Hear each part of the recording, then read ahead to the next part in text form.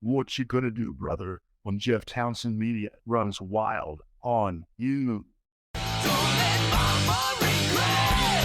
Give your love and your sweat till you shatter. All right. I'm Jeff Townsend, and you are tuning in to another live episode of the Bill DeMott Experience. Of course, joining me is Bill DeMott. Well, it wouldn't be a Bill DeMott Experience without you, Bill DeMott. I don't know. I think it could be, I guess. I can't help but notice you are not in the DeMott mansion this week. Yeah, man. I'm not in the mansion. I am in, I can't even tell you where. I'm somewhere in North Carolina. North Carolina. I think I'm north of Charlotte a ways. Yeah, I'm on the speaking trail this week. Tomorrow I have a big presentation with Siemens Energy at their power plant in North Carolina. So I'm doing a little bit of traveling. Is it just you on the road this week? Just me. That's the scary part for the DeMott clan is when I'm out on my own. A, can he get to where he's supposed to be? Then B, can he find his way home? That is scary. So you're at a Motel 6 somewhere. Did they say we'll leave the light on for you, or am I thinking of some other? No, Motel 6 will leave the light on for you. That's been years. I don't know if they do those commercials much anymore. Those used to be the thing, though. I don't know. I used to look for the Red Roof Inn everywhere I went, but I've learned over the years that's not conducive to my needs. I'm a Hilton Garden type of guy. That's exactly where I'm at. A Hampton Inn and Suites.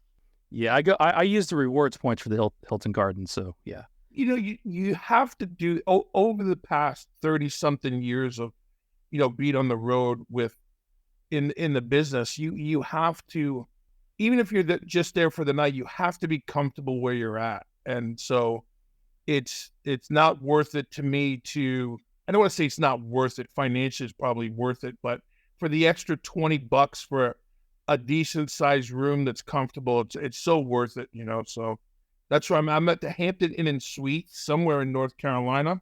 I'm excited about what tomorrow is, and then interested to see if I get home. Lacey DeMott is watching it on Instagram, but Instagram is having some streaming issues tonight. So it looks like she looks like the one time she joins, it might not work.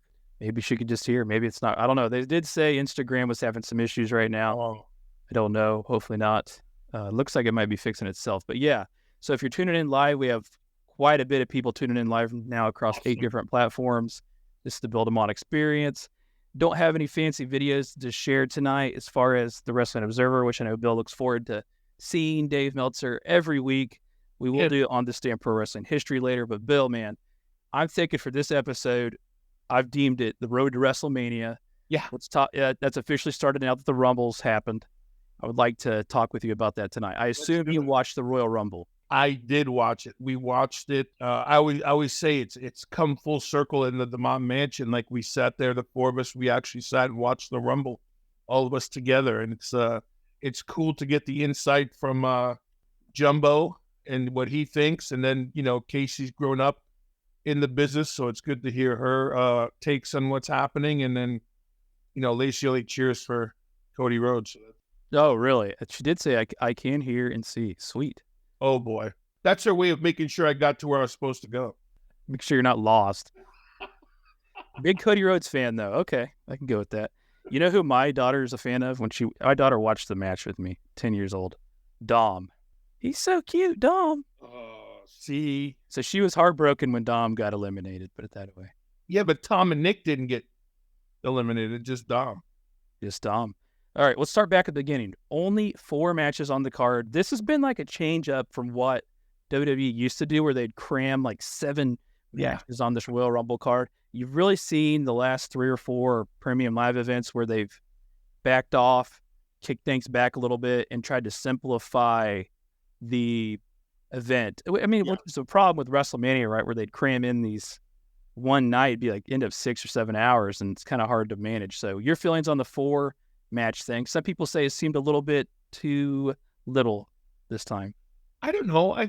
Until you told me the number of matches, I thought the show was full. I wasn't even really counting the matches until we got to realizing that after Kevin Owens I think, and Logan Paul was the men's Royal Rumble, and realizing that was the last thing advertised. So up until that point, for the most part, I think things went so, still well, and they just had good action going on. I didn't even really pay attention to the number of matches that were there. So I thought they filled the time pretty well. I thought, here's where I'll get in trouble right off the bat. I thought the women's Royal Rumble went way too long. But otherwise, I thought it was a... Yeah. If you're listening, comment along. Let us know what you think. We'll start off with the Women's Royal Rumble since that's how it started. I'm trying to remember who you were saying would win. I think we both kind of said Becky or Bayley, and that's what happened. I do think that it was cool to see Naomi in the beginning. We'll start off there. It was cool to see TNA get involved, period, there. Yes. But the match itself, and I've seen a lot of people that agreed with this, it was long. It did go long, but it really took a while to get going. Now, I will say one thing. The end was good. That last 5-10 minutes was good. To me, it matches up with the men's, the last 5 or 10 minutes. But getting there took a very long time, and the match seemed overly, silly. Coming out with these extravagant, goofy outfits, in my opinion, it was just a little over the top, the presentation of it, which at times seemed like it was on purpose to me. Yeah, I almost felt like that's how they got to the next 90 seconds, whatever. It took some of them longer than to get to the ring, get rid of their ring garb and stuff. But I wholeheartedly agree. The last 5 minutes or so was action packed. I wouldn't compare it to the men's. The ending itself, I guess, the sequence of events of the ending. Yeah, okay, I see that. I just felt like it was long. And a lot of people that may not have been ready to be in that match. Yeah, I think, and here was the good thing and we talked about it a lot at home, and you and I always talk about it, and I thought it was a great thing that you didn't have a lot of legends come back and take spots, from potential competitors. But I really would have liked to have seen, I think, different competitors. And I'll say this. Thank goodness for R-Truth coming out when he did in that match, because it kind of put some, and it's not a shot at any of the women by any means, but it put some life back into it, and it got the crowd back into, they were waiting. They were waiting. And I think maybe in hindsight, reverse the order so the new blood came out early, and you saved Naomi and stuff, and the other things towards the end. But by the time they got to Liv Morgan and her being 30, less than captivating. So, oh, for sure. So shout out to Chad Michael, who was messaging me during the Rumble. So he is actually a casual. I think he watches some premium live events. That's about it every now and then. Okay. And he was mentioning to me that it seemed like what you're saying exactly. That first of all, overly cheesy. He was like, is this intentionally supposed to be like this? Then R-Truth came out, and it was very evident that, what do you do? But my question for you is, so when you have a Royal Rumble match, you can look at this a couple different ways, and I'll tell you what stuck out to me. It is a good opportunity for somebody to get some time in there, get some exposure. Right. But to me, wouldn't it be more difficult to operate in that setting with inexperience? To me, that kind of stood out in the women's match, where it seemed like the inexperience was very evident when you got, because we talked about it when we did that watch along of the 2003 Royal Rumble. Yeah. It gets crowded, and it just sticks out like a sore thumb if you don't know where you're at. I feel like, or you're struggling. Yeah, and I think it was evident, and because of and by inexperience, just the youth of. Yeah. No, I'm not saying like knocking anyone. Yeah. So that part of that inexperience was a great call, because it seemed like, okay, now I have to wait my turn, and I'm just going to be over here, and I'm not sure how to stay busy, and I'm not sure if I should go over here and get involved and things like that. So I thought there were a lot of good moments. Overall, it just felt long. Yeah. And the inexperience showed. But listen, the positive note, the flip side to that is that's where you're going to get that experience. You can't simulate that at the PC. You can't simulate that in house shows. You can't simulate that in live events. You have to be part of it. So part of me says good for everybody that was in it. And then the other part of like the wrestling brain part of me would have changed the order a little bit and let it build a little differently. Like I said, I thought it was a good start to the night. But what you don't need, in my opinion, is this is where throughout the years, it seems like it's got a little bit more extreme. Not everybody that comes out needs to be highlighted for an extended amount of time. Yes. Used to, dudes would just run out, get eliminated, whatever. Yeah. But you don't, they'll obviously plug you when you come in, understandably. But what you don't need is like, I don't need the Alpha Academy gal, and I'm not being mean when I say this. I don't need 90 seconds highlighting her because it didn't help her any. No, it didn't help. There's nothing wrong with her, but it didn't help her any. It made you look at it like, oh, to me, as a fan, I'm going, you could see the difference of seasoned girls, women, and inexperience. And yeah, to your point, there's nothing wrong with being eliminated. Not everybody has to have like 2 minutes of a shine and to show their the greatest hits and get a lot of flip flopping and flying in. I think that would have helped it a little bit. But that's that's always hindsight and watching it from a distance. So, as part of being a part of them when you lay them out and try to walk through it, it's one of those things on paper, it's different than what it is live. So that's why I say hats off to the newer women that were in there and got that experience. Yeah, I'll leave it at that. Yeah. I think, okay, let's talk about some positives. Naomi coming back was awesome. Yep. Like I said earlier. TNA being there was good. Yep. I think that Chelsea Green did great. Yes. I'm pretty high up on Chelsea Green in comparison to where she's at on the card, per se, as one might, wrestling insider might say. But I think she did a fantastic job, and I could go on about more people, but I'll just let you comment on what I just threw at you. Yeah, I agree. I liked the Jordan Grace entry. Mm-hmm. I love the Naomi comeback. Is she back? Do we know? You know what? I haven't, and I'm not going to say I haven't heard. I haven't read anything about it. So I'm not, I know she's done with TNA. I just don't know if she's signed with WWE. And then I think Chelsea Green, I would compare Chelsea Green to, and this is where I'll really get us a bunch of people commenting.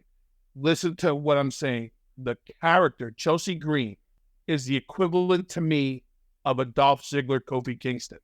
Now, the work is two different things. I'm not trying to compare the work. I'm trying to compare the character of you give Chelsea Green a platform and she understands how to bring it to the spotlight. She's very good at what she does. She's a bumper. Oh yeah. She can go. She gets the stage aspect of it 100%. Better than most women. Through and through. Better than most, period. When she comes through the curtain until she goes back through the curtain, and even backstage, the woman is on all the time. It's believable, and two, she's very good at what she does. Kind of like a female Santino. Yeah. But even, and maybe because Santino's not as good looking as Chelsea, you look at Santino differently. You know what I mean? But you look at her, like Chelsea has the look. She has the physicality. She has the, the expressions, the whole thing. I'm really hoping that they do something with her coming out of Mania, because you can put Chelsea in any situation and she's gonna be good as gold.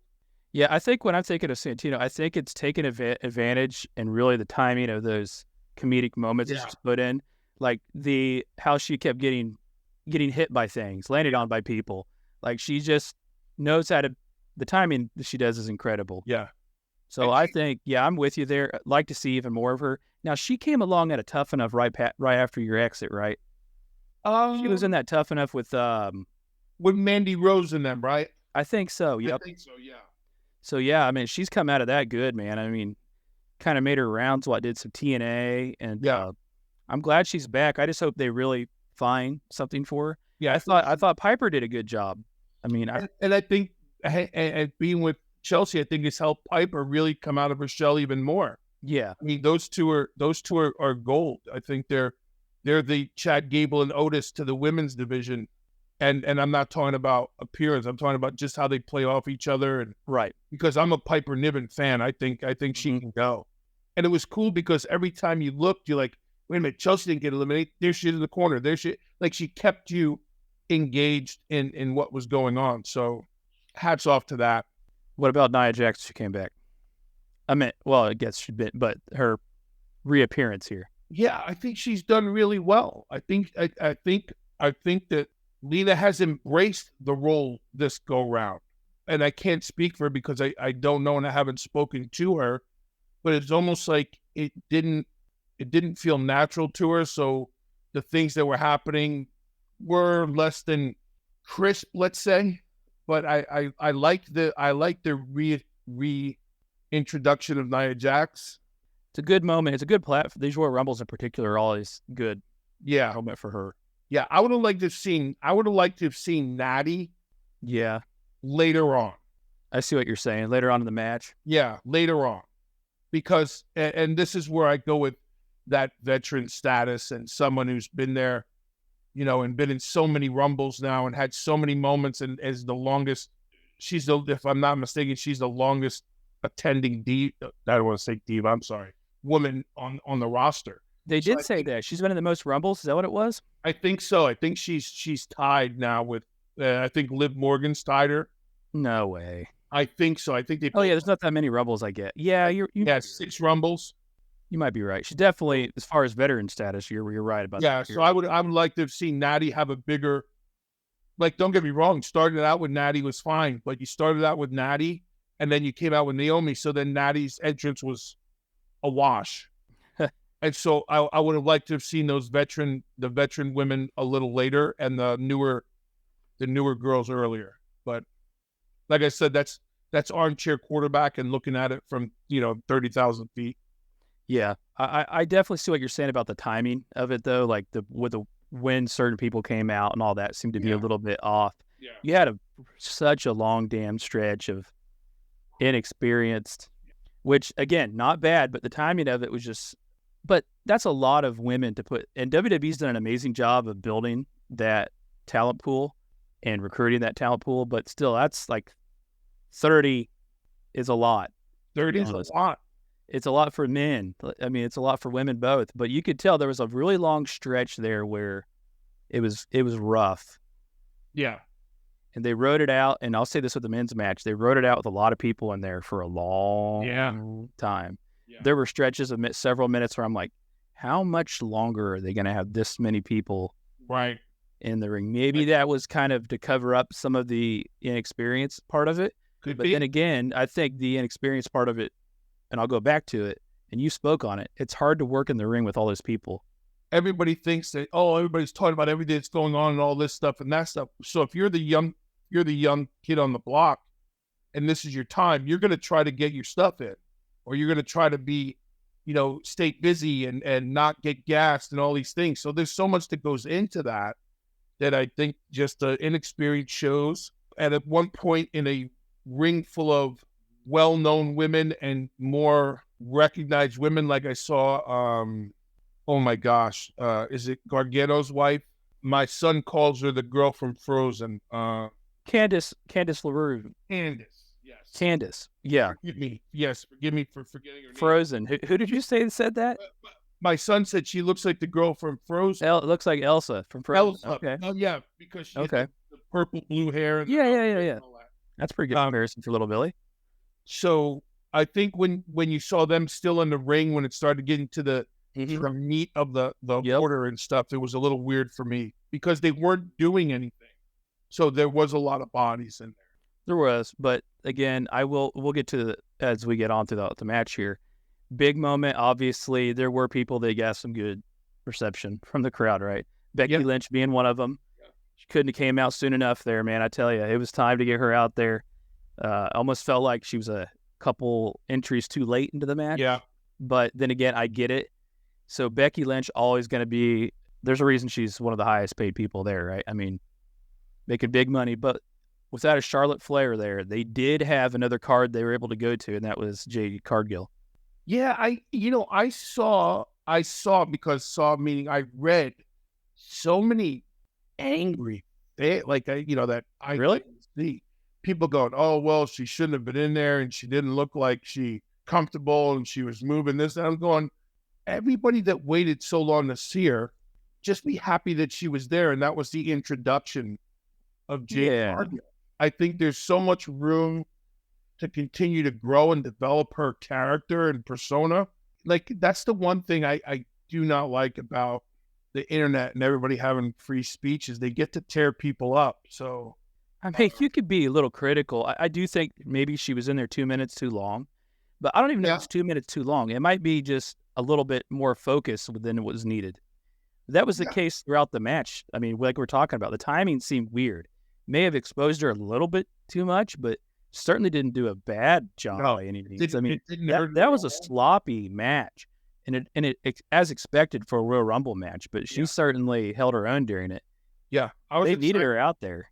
I was excited that they did it there. I and we've talked about it. I honestly thought they were going to wait till WrestleMania, but to your point of Charlotte being out, It was a little lackluster on the people that could be in it. yeah, You took Io Sky, he's not going to be in it. Rhea Ripley's not going to be in it, which is Rhea Ripley not being in it is huge. and Io Sky's going to give you those moments. Yep. You know, So they were struggling to pull, but they did a good job. I think they could have. I know that, and you called it when we'll get to the men's match, that you didn't really think there would be many surprises, right? you call it, and there weren't. But I think it wouldn't have hurt maybe one or two for this particular women's match. I thought we would have seen a Trish Stratus maybe appear, because of all her stuff recently, and still part of the Raw brand and things like that. So I think I thought we would have seen maybe a Trish and maybe one other surprise. I don't know what that surprise would have been. I would have. I think I threw out the name Molly Holly. I threw out. I always take Mickie James showing up. And once I saw Jordan Grace, I didn't think we'd see Mickie James. Right, same here, which is fine. I mean, but I do think it could have used one or two. But all in all, it was just the timing was a little bit weird, but the ending sequence of events was good. I mean, it's got to be hard to top last year's ending sequence of events when you have that moment with Rhea Ripley and Liv Morgan. Yeah. Let's talk about Liv Morgan coming back, though. She has a connection with that young audience. Yeah, the people love her. Yeah. But even at her entrance, I don't know if they were just waiting for number 30 to be Hulk Hogan, or they were just waiting for number 30 to keep it going. You know what I mean? Yeah. So that's a tough spot for her to be in. But without a doubt, she's a fan favorite. So now, she's back. So we have a couple of women that are coming back, and that roster. So I was trying to think who on the main roster wasn't involved in that, other than Rhea, Io, and Charlotte. I was trying to think of who's not involved, and I can't. You'd have to about use everybody, man. I think they had everybody, and then they had 5 or 6 from NXT. Yep. But NXT could have thrown all 30. They have 30 women down there. Oh yeah, they definitely have people in the pipeline. But again, I mean, you got to take it. It's like a mixed thing we talked about. What do you do with that match? Right. What do you expose people to? Well, I think they did a good job. Yeah, all in all, it was a good match. I wonder who produced that match. I'm not there, so I don't know. But I'd have to say Finley probably was in on that. Well, how do you think Tiffany Stratton did? Tiffany Stratton did this spot where she went out on her back and her feet were still in the air. I thought we were going to get her back in the match. I honestly bit on it and went, her feet never touched the ground, but then she rolled over and stood up, and I was like, they got me. Oh, when she landed flat back on the yeah. And her feet were in the air. I'm like, oh, she's going to stay in it because I'm a Tiffany fan. So I thought, oh, maybe she's going to make it till the end, but then she just got up, normal. I was like, yeah. Somebody would have had to. She would have had to scoot. Yeah, maybe something could have been done. It wouldn't have been easy though, man. it wouldn't have been easy. No. Somebody would have had to help her or something. But yeah, Jade Cargill eliminating Nia Jax was huge. Yeah. Then I think we could have guessed that Bayley, once Becky went out, it was all Bayley. Yeah, and I feel like they gave it away the week before. Yeah, like I told you that. I said, hey, don't count. Everybody's talking about Becky, but you don't have. And again, we'll get to that to the men's match. You don't have to win that match to go for the title at WrestleMania, right? Right. And so we kind of got that with that face off between Becky and Rhea. Yep. So I feel like they kind of gave us the story going in, but great moment for Bayley. You've got a story with Bayley too, man. You've got the whole Who do I choose? Well, it's very evident that group is coming near an end, or in some fashion. Maybe it's Bailey being out of that group. So you had a feeling in the seeds were planted for her to be in this position where she could be like, who do I want to choose? Do I want to choose Rhea Ripley or these people that are going to exile me from this faction? Well, I think it's funny because it gives Bailey the out now of going, listen, all the gold will still be in Damage Control. I'll just be holding it, and Io Sky won't. I think they can. I was a big fan of, please, let's end this Damage Control thing. A year ago, I'm like, come on. You said that before WrestleMania. You and I, we've been doing this podcast for Yes. In 2 weeks, we will have just slightly passed our year, and you've been saying it since we started recording. So, but has it made decent comeback at times? Yes. Yes. More than I expected from it, but yeah, to your point, it's very evident that something's going to happen, whether the group changes or just is completely done. But this is the starting point of it. Yeah, and I think Bailey and Io will have a outstanding once they make it official. I don't know if Bailey's ever had a bad match. No, Io Sky hasn't really either. yeah. So I look forward to that one. Not a bad ending sequence, like I said. Right. All in all, when it was said and done, the way Bailey won matches her character, matches the storyline, so she can go and choose. I mean, maybe she'll choose Rhea Ripley. We don't know. We don't know what they have in store. But I would guess it would be Io Sky. That's my whole thing about the past 10 days or so of television is I love how you just don't know. You don't. And I'm not a guy who needs to know. I don't want to figure it out. I want to go, holy crap. I want to go, wow, that's cool. Yeah, there's definitely a certain amount of joy that comes from being wrong with what you think is going to happen. And this event and those two matches were pretty good about it. Yeah.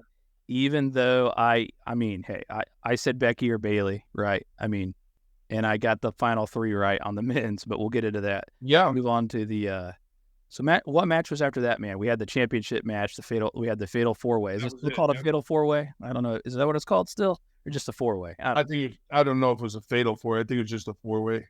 So Roman Reigns, LA Knight, Randy Orton, who am I forgetting here? I'm drawing a blank. AJ Styles, of course.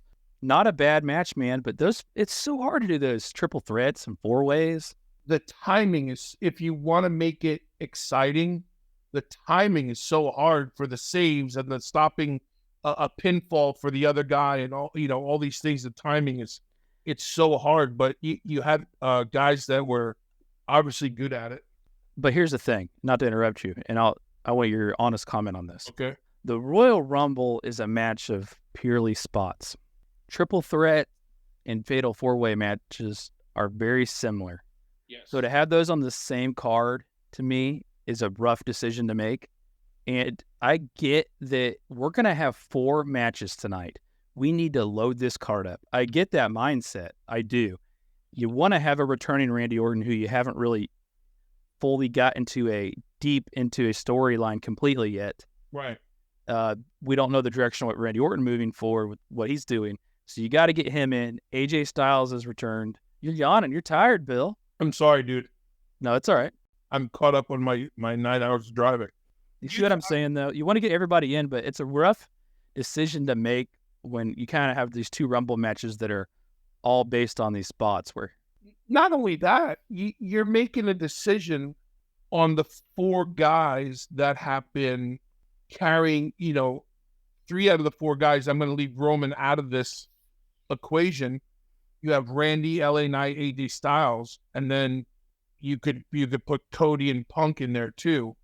But sure. 3 out of the 5 guys you have in this finishing my story and this and that. And while the match itself was good, I felt like what happened, like of all the other competitors other than Roman, I was more excited to see what happens with Randy. And now I'm like, where do we go now? What am I going to see Randy do now?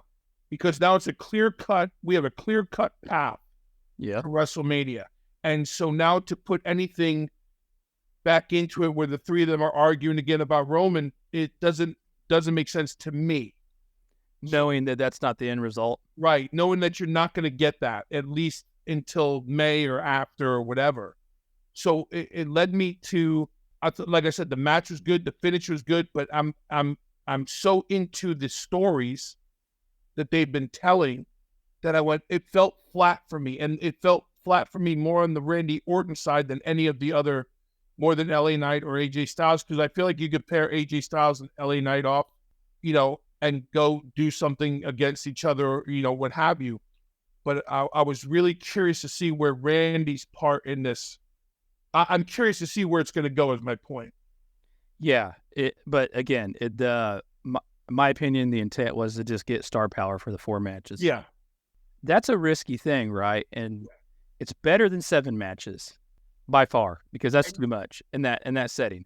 The Rumble doesn't need to be so long, though, in my opinion, but that we can get to that. But yeah, you got to have the star power on there. I get that, but it just felt like it was a weird match to have. End result, not. But here's the thing: maybe it will branch off with those 3 guys somehow. But it's a weird position for like this semi-heel AJ. I know you don't like the heel babyface thing, but getting weird vibes on AJ Styles. You got 2 other guys that are clearly baby faces. I'm not a big fan of 4-way matches, to be honest with you. I think what Mania was it? Was it 2000 when we had the McMahon in every corner 4-way? Oh, kind of a cluster, but at least it went with a storyline. This, however, you're really grasping at things, trying to make this a storyline. But the match itself was okay. The build up to the whole evening was awesome.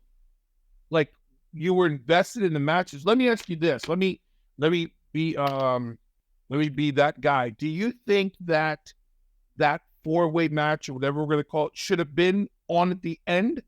I mean, in theory, right? It's a championship match, but no. Well, for me, I'm sitting there thinking, wow, what a, and this is, again, armchair quarterback, right? Wrestling brain, sitting here after the fact, not having to think about all these other things.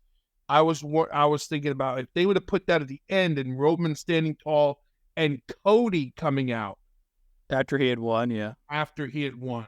Only problem with that is you can't have 2 Rumble matches that close to each other. It's just too much. Right. It's almost too much period on the show. So it goes back to your point of only 4 matches. There's not a lot of room in between the 2 Rumble matches. And it gives everybody a chance to go longer. Yeah.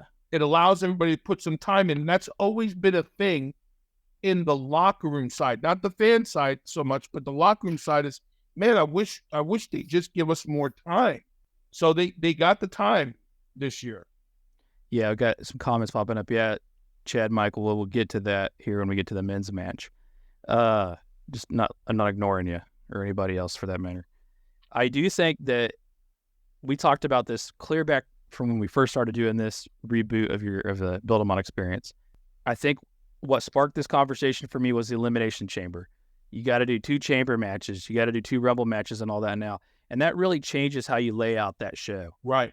But I will say, last year, though, with the Sami Zayn thing, that was different. And there was a huge cliffhanger at the end of that Royal Rumble, right? That was the whole Sami Zayn turning back, right? Yeah, he hit him with the biggest pop we've heard in a while.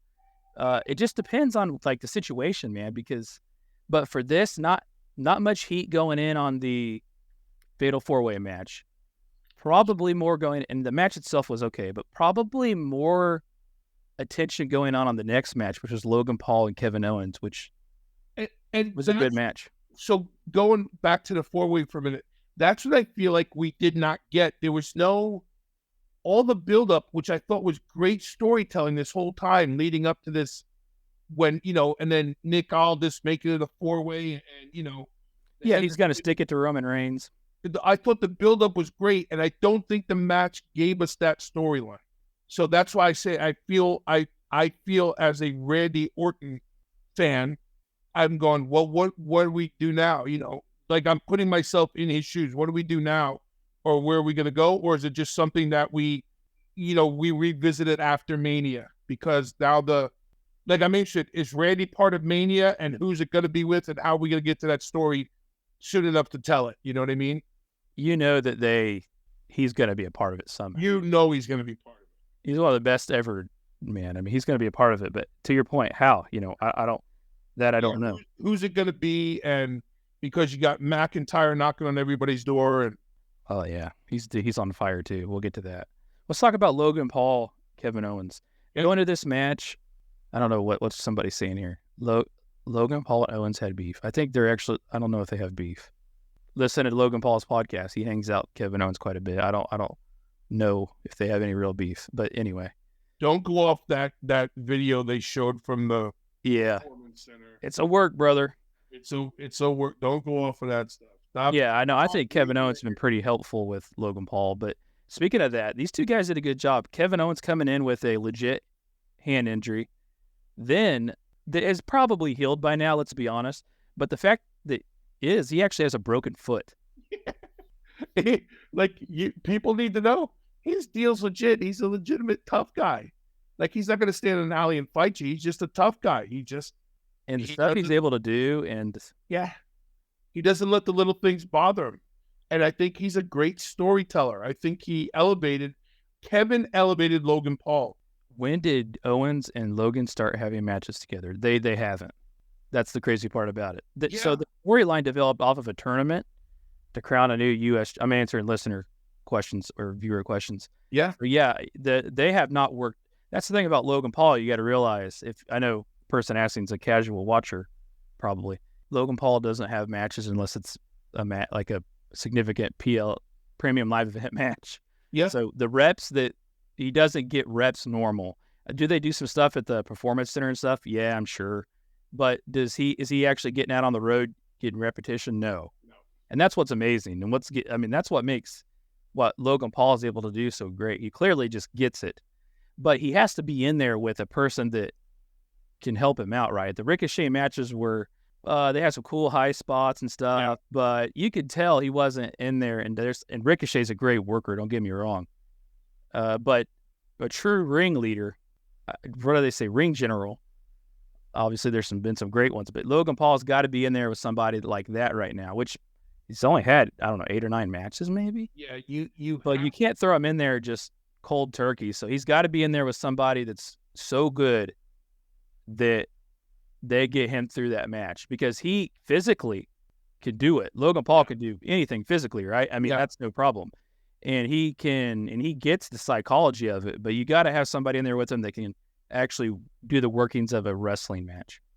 Yeah, you have to be in there with a storyteller, a worker, and to your point, you can go there with Ricochet and you get them to jump off the top rope and crash in the middle. It's unbelievable stuff. But to get him through that match, you have to be in there with a ringleader and someone who can tell, not just someone who can tell their story, but can tell the other guy's story as well. And that's what Kevin Owens is, and his stock continues to rise in the back, I'd imagine. And he's become a lifer, I would say, man. Yeah, I'm looking forward to what. I hope this match goes past the Elimination Chamber into Mania. And if you're listening to this later, not live, we are answering questions as we go along. So what actually led to their match was a tournament. Yeah. They had a tournament for the number one contender of the U.S. title, and that was won by Kevin Owens. Yeah. Then Logan Paul obviously used his platform to promote it. But yeah, that match is probably, is the way it was laid out and actually done, the best match of the night. Yeah, I could have done without the friend jumping in. His signature friend jumping in. I thought that went a little too long. What was his name? It's Jeff. It's Jeff. No idea what his name was. Like, they were yelling it was Jeff, but you didn't know, if it was like his brother. Yeah. Maybe it could have went that long because people would then relate to it, but it's just, and no disrespect, but it was one of his cronies. It was too much emphasis on him at the time. Yeah, I did like how Pat. So what I want to get to Pat McAfee next. Jeez. But Pat McAfee even sold the fact that he had no clue who the hell Jeff was, really. McAfee is absolutely, and I believe this about everyone, if you just let everybody be honest and be themselves, the people that are really good at commentary, if you just let them go and trust that they're going to protect the product and the players and the company, McAfee is gold, because I got no idea what the hell this is, but golly. Yeah. People are commenting, Jeff is not even a famous friend. So yeah, I'll be honest. I have not consumed a lot of Logan Paul's content, but I do watch his podcast sometimes. Right. Mostly when he has people from WWE in there. Right. But I don't I don't know who that guy is. You'd have to literally be watching and be I think, very in tune with everything Logan Paul's done to know who this. But I do think the guy at WrestleMania in the crayon suit, as you called it, which is a Prime Energy, that was a well-known guy. That made sense, yeah. That was a well-known guy, and it was with Prime Energy, with the Prime drink and all that. Yep. But this particular guy, Yeah, was an average Jeff, and I can relate. I would have gave more time. I would have gave more time to Theory and Grayson Waller. Yeah, honestly, For that. I don't know if you needed. I will say I agree with you. If we're going this way, I don't think the match needed all that. I don't think it needs Get him the damn Nux, man. Get out of there. And I'm not a fan of people coming out in every match. And here's why I say that. The Rumble, someone's coming out every 90 seconds.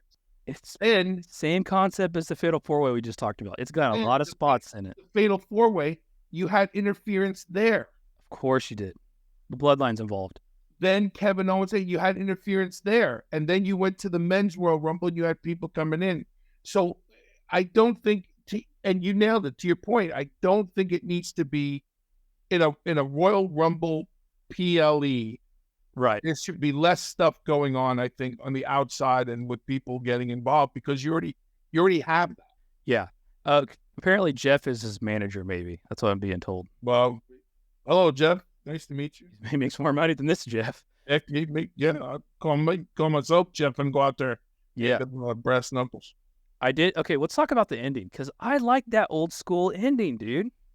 Did you like it too where he got caught using them? I loved it. Because I don't think anybody was expecting it.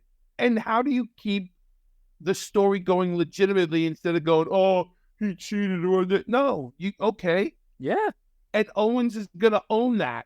And that's the thing. Owens is going to tell that story. So I'm looking forward to it going past Elimination Chamber and these two going to Mania with one of, if not one of the top 3 solid stories in the company right now. I agree with you. I thought the ending was cool, and he just happened to see those brass knuckles as he was pinning him. And it was a little bit of a swerve because it didn't seem like he was going to see him. Right. But that's an old school. That seems like something Dusty would have done back in the day, or Graham or something. Yeah. I liked it. So yeah, I agree with you. This is a story that has legs. It can go on. If you don't have anything else for Kevin Owens to do, first of all, I think he needs to probably get healthy. But he's obviously dinged up, as are a lot of people. We'll get into that.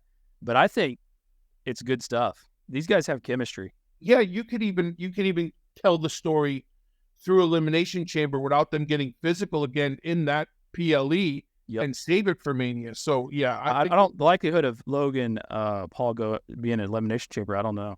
It may be, right, because they're going to different countries. So Australia, right? Maybe they'll want to have him there. Well, it depends on who else goes, right? Do they need him? Yep. It's selling that. Well, all those things come into play, but I would love to see him bypass it. Let Kevin get a little, like to your point, get a little healthier, and then have those two really, really tear a hole in it at WrestleMania. Hey, kudos to Logan Paul. Another great outing for him. And of course, Kevin Steen's always great. He's been such a big pickup, man. He has been like a utility player. I'm trying to think of how else to word it. He has been a guy they could go to whenever they've needed to. And you have to have people like that. Right. And the funny part about it is some guys and girls, men and women, who aren't as involved for a certain amount of time kind of get lackluster, and you need, stale a little bit. Yeah, stale, and they need to get the steam built up a little bit. Not Owens. He's ready all the time, and he's on. You give him a promo segment, he's going to knock it out. You give him a physical segment, he's going to knock it out. So something about him, isn't there? It's like, I don't know how to describe it. So he kind of like a normal guy like you and I, but just a tough son of a bitch, I guess. I don't know how else to word. He's a man's man, and he's and that's the part of you. He's a great dad. He's a great husband. He's a great wrestler, and he walks it as he talks it. Every bit of what he says is believable because it's all true, and that's how he lives his life. And like he said, he loves to fight. So you're putting him in there with a fighter, and he's got that vicious side to him. That I'm glad people got to see, because obviously watching Ring of Honor, we've shown some clips on here. I mean, I was aware of that, but when he came out after Sami Zayn won that NXT title, and he did that when he power bombed him onto that edge of the apron, I guess the apron on the outside. That was huge, man. Yeah. As they were walking down, and he slammed him back on his head. Right, that's how it started. Right, if I'm remembering, that was huge, and I think that's something we'll be able to go back to with those guys. But you just think about what Kevin Owens has done. They have plugged him in there, 3 times during this Roman Reigns run as champion, and he's held up to it every time. He does all sorts of kind of matches too. Yeah. I mean, he's a go-to guy for that company, and it's another guy. We've been wrong on this show before, but he's another guy I don't picture leaving. He's become a real. It's like AJ Styles too, man. Yeah, but I think AJ Styles is kind of doing a lot of this stuff we're talking about with Owens before. Right. But he's become a go-to guy. Yeah, he's just, I'm trying to think of how to word it to make it make sense to everyone. You could have him in the opening dark match. You're going to get the same results. You could have him in a pre-show. You could have him on the magazine shows on the Saturday Night Heats and all those other things. Or the main event. Or you put him in the main event and he's going to deliver every time. Every time. Top to bottom. I firmly believe he's all in. Like, Kevin's the kind of guy who talks to people in the back. Kevin's the kind of guy who's not afraid to offer an opinion to other people, whether they're veterans or not. So I very much appreciated working with him, alongside him, and watching him grow into this. So I'm a huge Kevin Steen fan. Me too. Always have been. Always have been. Always will be, for sure. I'm just glad the world gets to see how good he is. Yeah. Because you get concerned sometimes. There's some guys that just never get that, but he made dang sure he did. And that's the thing. You have to wait for the table to go around again, right? But you have to take advantage of it when it does. And that's what he does. He takes it and makes you go, crap, we have to keep him involved in something. You know how many guys there have been and women that as you're talking about rotating and you get that moment, and you maybe just don't utilize absolute best that you can in that moment for whatever reason, your fault or not. But that's not an issue with Kevin Steen. So right. Let's talk about the men's Royal Rumble match. How did you feel about how it started with the Usos kicking it off together? We'll walk through the participants as we go through this, but we've been away from that storyline for a while, man. Yeah, and we planted the seed again.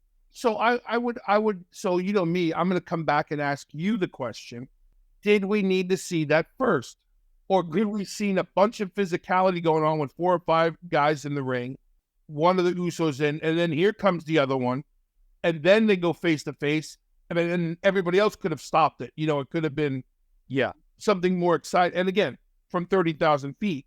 Here's what I love about what WWE is doing. They're keeping everything alive. It never, you said it, it's still alive. Now you had them face to face. So, and you put the packages that they put together better than anybody in this business, and all of a sudden they're back in another angle, Yep. So are you trying to say that it was a lackluster start? No, I don't think it was because a lot of times, Bill, you get some big ones, 1 and 2. Yeah, and I'm not saying they weren't big. I'm just saying, would that moment of the Usos being face-to-face mean more with other participants? Because then you could have tied in how everybody hates the bloodline, and both of them got heat with different people, and it would have saved them from being physical. So we could have still teased it, and by the time they were going to go, here comes 3 or 4 other guys. And so I'm just saying, that's why I say after the fact, looking at it, I go, man, I wonder if they could have waited on that. But starting it out that way, it was cool. It was cool because you had commentators. I think it was cooler for us as viewers on the television than it was for people live. What? So are we getting that Uso at WrestleMania? Those two? They got to have. So let me ask you, does this play out with them going head to head, or do they just form back together somehow without going head to head? If you had to guess. If I had to guess, I would say it has to revolve around Solo. Yeah. And I would say that Solo separates himself, which brings all 3 brothers together. They're playing that up. Solo separating himself. But yeah. He's good and all for how long he's been in it, but he's not at their level quite. Right. But especially what Jay's been able to do. Unless they really start to heat that up, I don't see them facing each other at WrestleMania. Yeah, which I honestly, if you would have asked me back at SummerSlam, past that time period, I would guess they would actually have a match against each other at WrestleMania. Right. But you're right. They got to, if they're coming back to that, they got to do it quickly. Yeah, they got. But don't rush it, because you don't want to rush it. Right. But to your point, we'll see. It's a possibility, though. I do think it's still a possibility out there, and it could be interesting. They are at and I've probably told this story before, but just back when I was in college, I went to a house show, and they were in the dark match. This is forever ago, brand new, and it just to see how far they've come is amazing. Individually, even, I mean, they're going to be a Hall of Fame tag team, but individually, how far they've come. They went from not being able to speak. Yeah. Now I don't mean they can't speak, but you get the jips when you're out there holding a microphone or having to cut a promo or something. So to your point of seeing them and knowing them from when they first started to what they're doing now, that's what it's supposed to be. The person going through it says, this is too long, I can do this, this, this, and this. But if you have people who see the vision and if you just trust it, right? Trust the system, sometimes it pays off. And these guys are proof of that. A couple other people that came in, we'll jump into that. We had Grayson Waller come in. Andre made a comeback, which I told you he would. I remember I said that. Yeah. I think we all knew that, though. Then Carmelo Hayes came in, and then you had this moment where Waller and Hayes were playing off their storyline, and Andre was just being a badass like he is. Yeah. He's really good, man. I mean, you knew he'd be bad. There's a lot of these guys that are going to come back, man. Right. As soon as Triple H got in the position he did going back to when the whole Vince McMahon thing started, there were a handful of guys that were just dying to get out of AEW, and there's still a handful there and get back to be with yes, under Triple H, which yes. You know Triple H. Personally, I don't. But he has a couple guys that were workhorses in NXT that would just run through a brick wall for him. Yeah.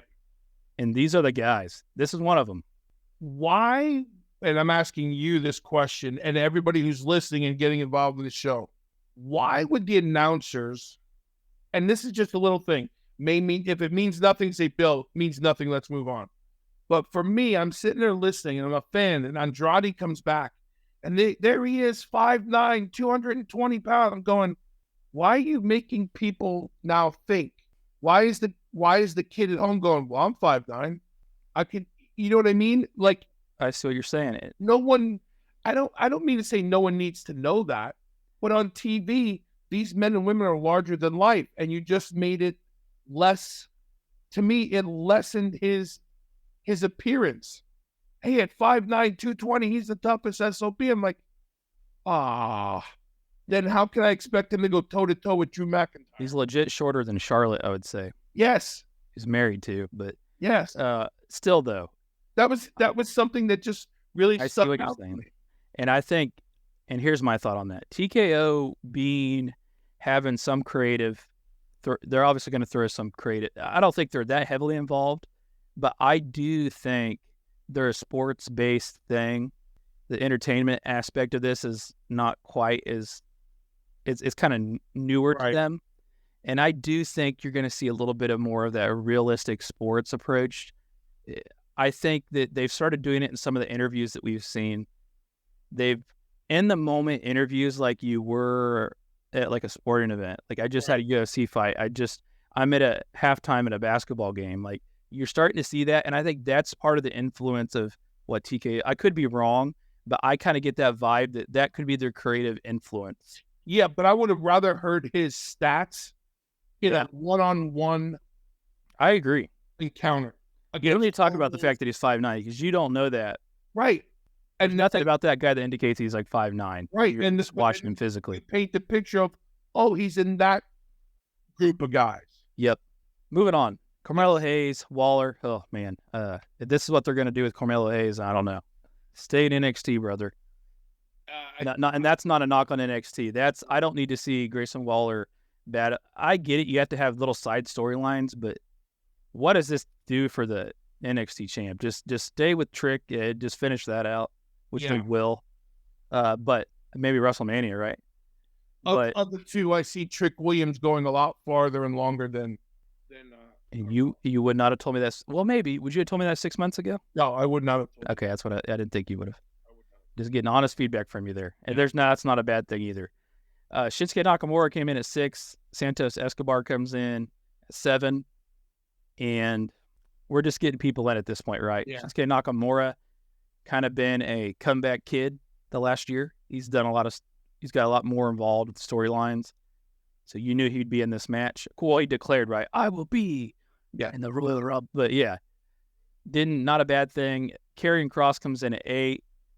And man, I tell you what, I really like Karrion Kross, but they just got to figure out how to put him in a good, like, it's just like this weird thing where he gets these opportunities, kind of, sort of. And obviously, I think Hunter must be high on him, but it's just a weird thing with him always, man. I'm like you. I'm a fan of his, but I don't get it. And everything. What are you trying to do with this? You know? Yeah, everything. And I don't want to say it wrong, but everything he's touched or everything that's given to him falls flat to me. So the question for me that I'd like to know is this Kross presenting these creative ideas to them? I don't know. Or are they presenting them to him and he's trying to do the best with it? Because what happens quite often is you get presented things, you do your best with it, falls flat, and they give up on you. But there's something to it because someone likes it. Yep. But I think what people liked was the original Karrion Kross in NXT. Yep. Bring that and we never got that. And I think that's what makes people start to sour on, oh, here we go again. So now you put them with the two goons again and Paul Ellering, and it's not just him either. They have when they transition people out of NXT, there's some ones that fall between the cracks. Apollo Crews is one of them. I mean, not some, 90%. Which is expected, right? I mean, it takes a lot to convert to that main audience. But when you change what they've done, yeah, for that year, 2 years, 3 years, and you say, no, do this. Yep. Come on, man. That's like being a quarterback and being the best quarterback in college football. You get drafted number 1 and they tell you to play center. What? Yeah, it's like you're a warm body. We'll just throw you in there with whatever. Yeah. But you liked me, and here's the thing about that quote unquote developmental. In NXT, they're giving you your name, your character, and everything to prepare you for the main roster. And up until this new regime, when you got there, it was changed. That's what I'm saying with Carmelo Hayes. Just let's go back to NXT, brother. Baron Corbin, let's do NXT, brother. Yeah, let him stay there. Don't move me if you don't have anything legit.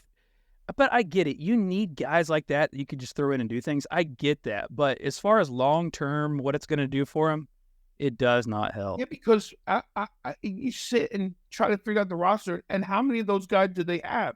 Hey, let's do some really cool stuff for now, and then they just become part of the roster. And that's the environment that people start to get sour on. They start to walk on eggshells, start the guessing game. Am I not good enough? And no, it's just that there's so many. Yeah. You got guys you can use. Jinder Mahal's done that, man. I mean, he's been a guy they go to for still. I mean, he may not even be around, then he'll come back and he'll do whatever they want him to do, which is all part of it. But at this point in the match itself, though, you start getting, I think Dom came in, which was obviously, that guy has heat, man. Dominic Mysterio, see him break away from Ray and just, it's been amazing. So he gets in there. Carlito comes out, man. That's always cool to see in Carlito. And he's in the best shape of his life, isn't he? Yeah. He got the apple spot, too. Did you like that? Pulled the apple out of his trunks. See, veteran move. Get your signature stuff in there, and don't spit that on me, man. Right. Cool moment. Escobar obviously has got a tie in there. I think Carlito had an injury, didn't he? He's coming back from. Did he get hurt? I'm not sure. Yeah, but he kind of was off the scene there for a while. I think he got hurt. But anyways, yeah, no, he did great. He's been a good pickup. But again, he's just kind of a guy on the roster, but a guy you can go to. A guy you can go to. Bobby Lashley comes in. He gets his moment in. He's looking like a badass. And I'm starting to think about this time, man, it takes these guys a long time to get to the ring, just like the women's match. Yeah. You have a big arena. Yeah, that was a weird one, right? It had like a twist and a turn to get to the ring. There seemed to be at least more action going in this match, you know. It takes a long time. And it gave the commentators things to talk about, and so you were kind of doing this a lot more. Like the watch along we did, everybody was running to that ring. Even you. because you knew you had to get your stuff in. You know what I mean? You knew that was your only opportunity. You've got 90 seconds ish, maybe 65 seconds, maybe Right. 2 minutes. I mean, And they're coming out with full guard, but I think up until they're taking off their apparel. Yeah. yeah, I think it's okay up until this point. Yeah. The Bobby Lashley carrying cross, street prop, all that played out incredibly fast. Yeah. Thankfully, I don't think it needed to stay much longer. My opinion, that's just my opinion, but that played out, set its course. Ludwig came in, Austin Theory came in, Finn Balor came in. Man, you could forget some of these people are in the match. Right. To your point earlier, they don't need to have everybody have these huge extravagant moments, right? Here comes the guy again. R-Truth. I'm not sure if I'm at the right order. But I'm just thinking. You're not at all. What's that? You're not at all. No, I'm not. later. But as guys are coming out and they're doing their thing, and not everybody has to have a million spots and highlights and stuff. And then Truth brings everybody back into it with the most ridiculous thing in the world.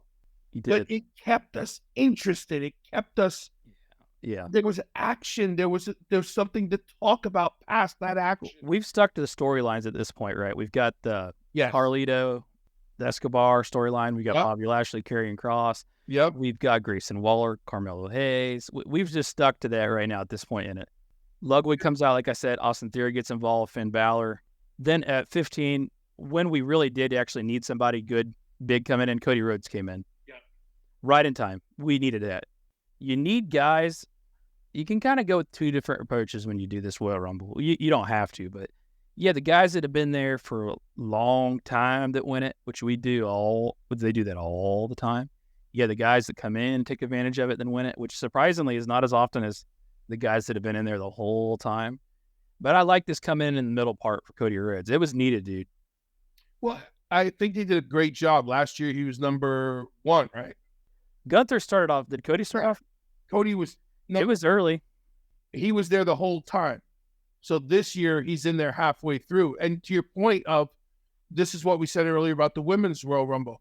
They needed to split them up proper to get the reactions, keep the people. Oh my gosh, it's Cody, because you're looking at the action and trying. Everybody likes to figure out who's next, and here's the guy they didn't expect to be 15. Next couple guys that came in: Bronson Reed, Kofi Kingston, Gunther. Gunther was another one where I felt like it was time for it to get him in there. Yeah. When he came in, it actually felt like too long for me. Could have done with him in the very beginning or Cody Rhodes in the very beginning. Yes. But I'm just being picky now, I guess you could say. All the storylines are playing out there, though. You got Cody Rhodes eliminating people. A lot of people are eliminating people to the story. Kofi Kingston, man, they're just not going to try to get those crazy moments anymore, are they? He had a track record there. They were really forcing the issue with him doing something crazy. Then it didn't work out that one time. Out of 16 Yeah, times in it. I was going to say that. Wasn't that his 16th or 17th Royal Rumble? So he must have had 14 Crazy moments. highlight reels in there. And the one thing, and like I always gauge everything off of Jumbo, and he says, "Hey, are we going to see one of those moments?" And we never got it. So it's as a fan, you're disappointed because you're looking for that, and then you try to figure out, well, who's the next one to give us those moments like that. Yep. People are getting eliminated, like I said, pretty according to what their storyline is at this point in time. Bronson Reed, I know it was good to see him get in there. Then we hit this point here. The guy from the Viking raid, what's his name? Akbar. Yeah, comes in there. Then we get this big moment here at number 20. And there's been a debate, and people have actually asked about this in the chat, so we'll get to that. Do you have Brock Lesnar come back? Somebody in the chat asked, they would have thought Brock Lesnar would have came back. Why? I'm trying to remember exactly how they worded it, and I'll explain my opinion of it. You got to find it here. Okay, people are asking why somebody asked why they're saying Lesnar's done, and I'll explain it to you. So Lesnar was named in the suit. So it sounds like the plan was to have Lesnar in this match originally, which I think when we talked last week, I even said, will Lesnar be back? After that, maybe not. So apparently the plan was to have Lesnar come back, but because he's not named in the suit, let me be correct. Somebody was referred to as a former UFC heavyweight champion in the suit, which I don't know who else that could be, because I don't think Cain Velasquez was renegotiating a contract even. Right. So all things indicated from that suit that was filed that it was Brock Lesnar without actually saying it was Brock Lesnar. So I think that automatically took him out of the equation. Automatically. And what they did do, though, and I want to know how you thought about it, apparently, and I don't know if you'd heard this too, when they brought in Braun Breaker at number 20, he was spearing everybody. He's going wild. It sounds like that's exactly what they had planned for Brock Lesnar to do in vintage fashion like Lesnar would do. They basically unplugged Brock Lesnar, plugged in Braun Breaker, is what is being said. For those moments, right? Brock would come in and destroy everybody, Suplex City, F5 everybody. So now you have Breaker come in and do the same thing and just clear house a little bit, stand tall. A great introduction for him. A good give the people, for those expecting Brock, give them something very Brock-like. Yeah. Brock mannerisms kind of thing. And people forget they didn't see Brock. Omos came out next. Is Omos even on a show anymore? I have not seen him. Is he even affiliated with a brand? Is he Raw or SmackDown, brother? I don't know if he was hurt. I don't know what the problem was, but here he comes out. Here's the attraction. Exactly. Perfect Royal Rumble guy. Yeah. Not another WrestleMania guy. No offense to the guy. Yep. Very big guy, man. He's legit 7'3". Yeah. I mean, they like to exaggerate heights, right? Undertaker's not 7 foot tall. I don't know if Kane's quite 7 foot tall, but I'll tell you who's 7'3". Omos. Almost. Then it explains this awkward moment that felt awkward with Pat McAfee. Okay, so what's supposed to happen here originally, it sounds like, Pat McAfee's supposed to come into the match, and this is all insider talk, as Bill says, that Pat McAfee's supposed to come face-to-face with Brock Lesnar. And he just says the hell with it and eliminates himself. So that obviously can't happen. Right. So then they do this moment with Braun Breaker, and then Omos, where Pat McAfee's like, goes up, hey, it's not worth it, whatever. I think it was a funny moment. It did take too long to do, though. It felt like the stare-off was too long. Like Pat should have got involved way sooner. But the payoff was great. Yeah. The payoff was great. So I think that explains, somebody asked about that in the chat earlier. That's what the scenario it sounded like was supposed to be, which would have been hilarious, right? Yeah. Lesnar and him going face-to-face, Pat McAfee. Let's talk about Pat McAfee now that we're on it. He came back. Always happy to see Pat McAfee. He's just a lovable guy, but he has no clue what the hell's going on. And he doesn't even, and the best part is he didn't try to act like he knew either, did he? No. And any other He's the only guy that could pull that off, Bill. Right. And that's what I'm going to say. Any other time we'd be look, what was the one announcer a year or so back who knew nothing about the business and was learning on the fly? There's been a few. There was that one really rough one. What was his name? He was from, they made it the general manager even. It was terrible. But Pat doesn't do it in a way where he's oblivious to the sport. He does it to where I don't know who the hell this guy is, but look how cool this is. And what happened with Kevin Fitzpatrick to run him off like that? They had a lot right. They really thought highly of him a year ago. They were high on him. Then we heard he's being replaced, and 2 days later he's fired. And that's sports. I think he comes from soccer, if I remember correctly, on the soccer scene, on a professional soccer scene. Oh. I could be wrong, but it's something like that. I thought he did fine. Here's the thing. They got to put you in a position to succeed, but he didn't do anything wrong necessarily. But he was kind of in an awkward spot with Barrett and a lot of people would tease his voice, kind of how exasperated he was. Yeah. I think Jim Cornette is one that would talk about that a lot, and Brian Last, but didn't work out. So somebody's saying that Pat was a guest. So here's the thing. Pat was not a guest because it was announced that Pat is on Raw full-time with Michael Cole now, which I think that you can, first of all, Michael Cole is in charge of that whole area. Right. And he loves Pat McAfee, man.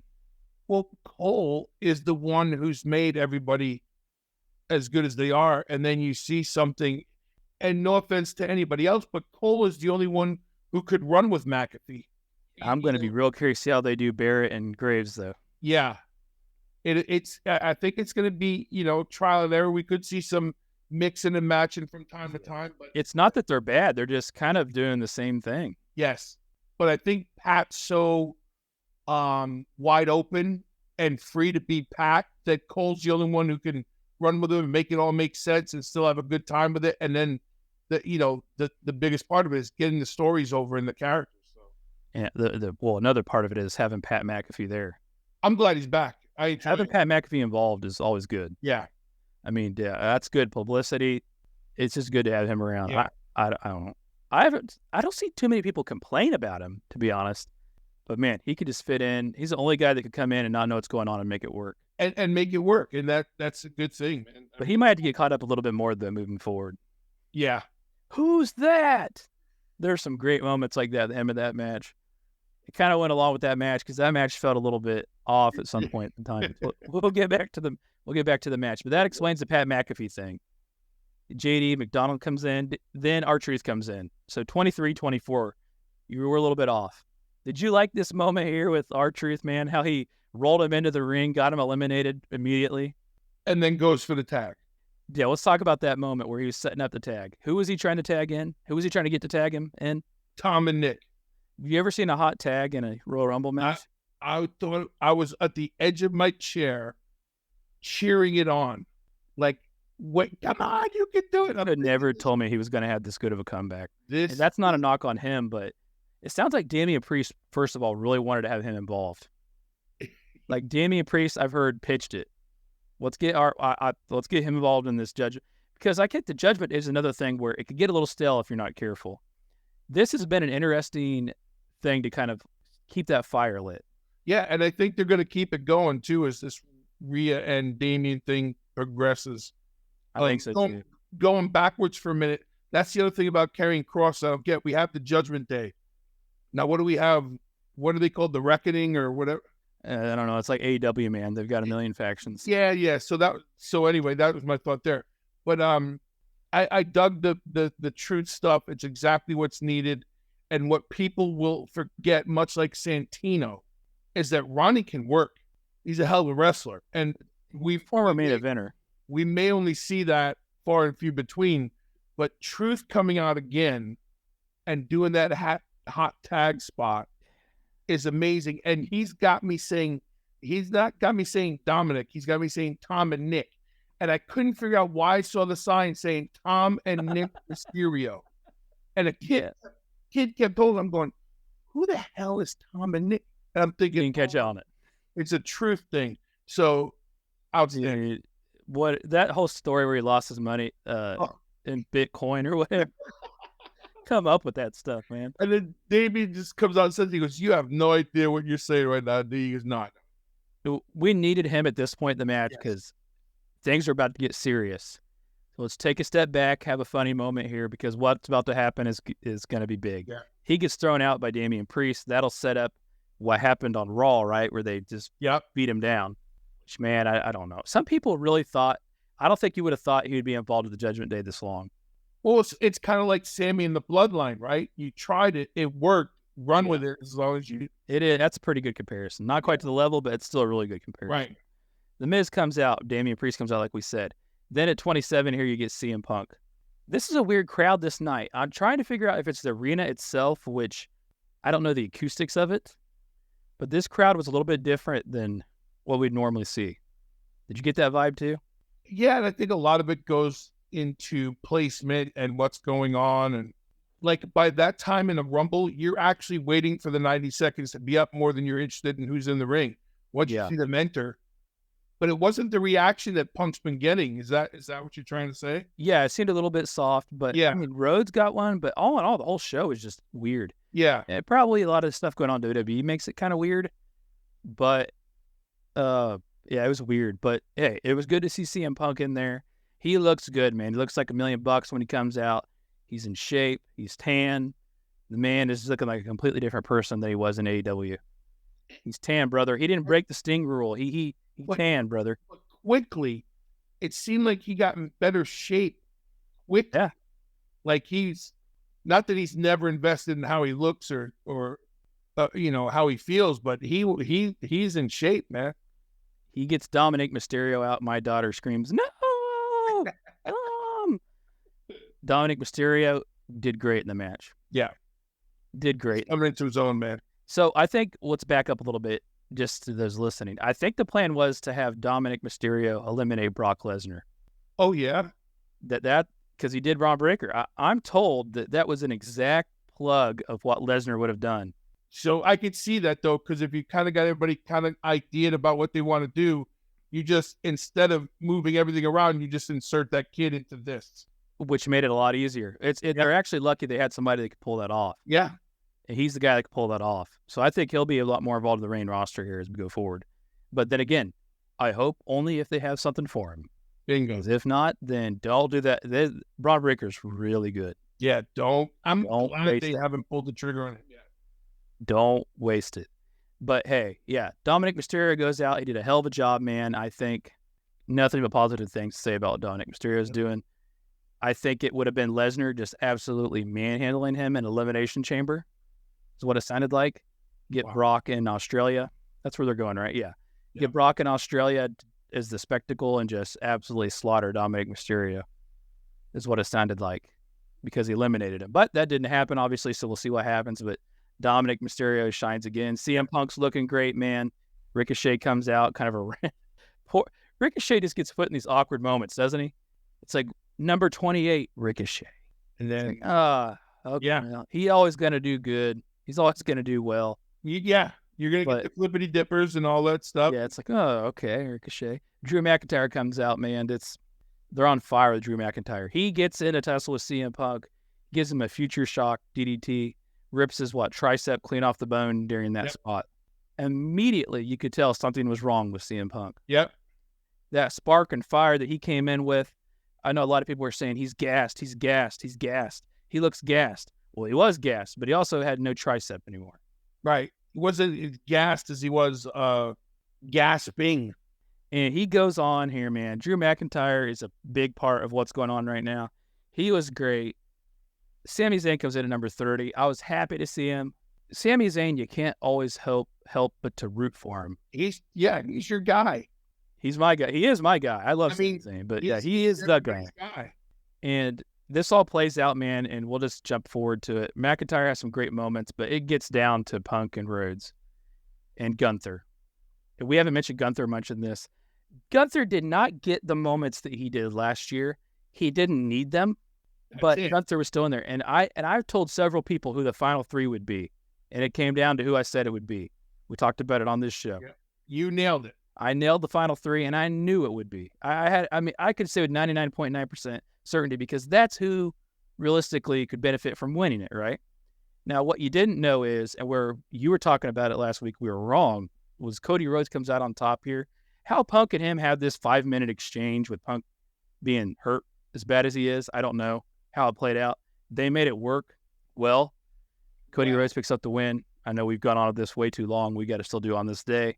But that leaves so much open to what's going to happen next. So go ahead. Quick questions. Until you heard about the injury, did you know Punk was hurt? Yes. You did? Yes. Didn't look right, dude. I'll give you that. He didn't look right, but I wasn't sure that he was hurt. I saw him they were doing a very good job of not shooting him in the corner hurt. When he was grabbing his arm, right? Because he immediately grabbed his arm after that DDT, though, if you watch it. Like, you don't grab your arm after a DDT, dude. Right. CM Punk knows how to sell, right? So when you see him grabbing his arm, it looks like he's in excruciating pain from a DDT. You're like, what the heck? But I realized it fully. I thought I saw him in the corner getting talked to by a ref. Honest, because WWF stated they're world class how they shoot these cameras. Yeah. But I saw from the corner him getting talked to by the ref, and he was holding his arm. I was like, oh no! I immediately thought of his tricep because he just tore his tricep, right? Same injury he just had, wasn't it? Yes. AEW? Yes. It was same arm. I don't know about that, but when him and Rhodes were going at it, it was so evident that he was not well. But they still pulled it off, and a lot of people didn't know. It sounds like you didn't know. Well, I wasn't sure he was like. You knew something happened. He spent a lot of time on the ground for coming in that late. And yes. I don't think it's because he was in that bad of shape. No, and that's why. So I wasn't sure if something happened because all the way through the end, you knew something happened, but you didn't realize his tricep was torn off the bone. So kudos. But I love the old school part of the finish when he goes, "There's no way I'm losing to Dusty's kid." Yeah. I mean, it's just old school Did mentality. you actually hear it? A lot of people didn't hear it. Did you hear it when he said it? Oh yeah, I did too. yeah. I thought it was great. Yep. And we'll get into this more next week, but the stage is set for Rhodes to finish his story, which we questioned last week. Yep. But you have CM Punk out now. You've got to hurt Seth Rollins. And like I said, we'll dive into this more after we get another Monday Night Raw in next week. You got some injuries happening, dude, but there's a roster there. WWE's in a position to handle this. But unfortunately, what it does hurt is bringing CM Punk back, getting all that attention, having him in WrestleMania is huge, just for the attention it's going to bring. But as far as a skill set, they have guys that could do this. Yeah, And they will. And it seems like Drew McIntyre might be one of them. Of the two, here's a crazy statement. Here's why I want to make sure I say it right for anybody who's going to repeat me. Of Randy Orton and Drew McIntyre, I think Drew's in a better position than Randy is. Yeah. Yeah, because it makes sense to everything he's gone through. He's been a part of all these storylines. Yeah. He's had this Judgment Day thing. He's had this CM Punk, I don't want you here thing. It just makes sense. And he's good. But I'll tell you two things you can't sleep on. Damian Priest, and this ties in, and I don't think it'll happen, but if done right, and if they wouldn't have dropped the ball on Sami Zayn, he could be in contention for it. But the last couple of months, they've just laid off the gas, and he's been out. Yeah. He took some time off, but even the few months before that, they laid off the gas after them tag team titles. Yeah. Let's not forget Senior Money in the Bank, especially. Yep. So to your point, and try to say it so nobody reads they're not Punk because of the acknowledgement and all the, CM Punk fandom, but all those guys and more, to your point, can step into that role because the WWE is loaded with talent right now that's been tied in with someone, which hasn't happened a lot in the past. CM Punk fan for 20 years now. It was unfortunate to see that. Yeah. Had a hell of a promo on Monday Night Raw, really emotional. Yeah, he did. It was good. It was from the heart. And Drew McIntyre came in there. Squashed it. It was great. He's taking the ball and running with it, man. Yeah. What did he say? He can relate to the story CM Punk told. He's not a religious man, but he prayed for that to happen, CM Punk to get hurt. Yes. And when he said that, you could have inflated that crowd was like a balloon, man. And when he said that, it should be his new shirt. I prayed for that to happen. Just on the front, I prayed for you, and on the back to get hurt, and it's just yeah, it was intense. Yeah. Then of course he beat Punk up, wrote him off TV, maybe.